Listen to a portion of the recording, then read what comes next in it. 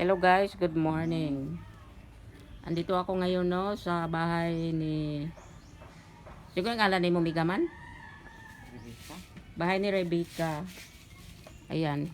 Na pinipili ko siya ng paninda ko na okay na blouse. Racket ng isang mami. Laban lang para paangat-angat naman tayo sa ating buhay. Ayan. Siya din nag-aalaga siya ng kanyang apo. Sila hello gang sige. Hello. Hello. Sige. Hello. Kumusta kayo? Yan.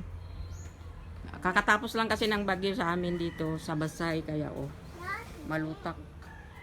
Malutak ang paligid. Yan. Ayan, ang ganda. Ganda kang. 25 lang yan, 25. 25 lang. Yan. No, salamat no. Salamat sa pagpanood. Yan, bibili yan siya. Suki ko to Suki ko ng mga paninda ko. Bedsheet, pillowcase. Yan. Yan, may tinda din siya.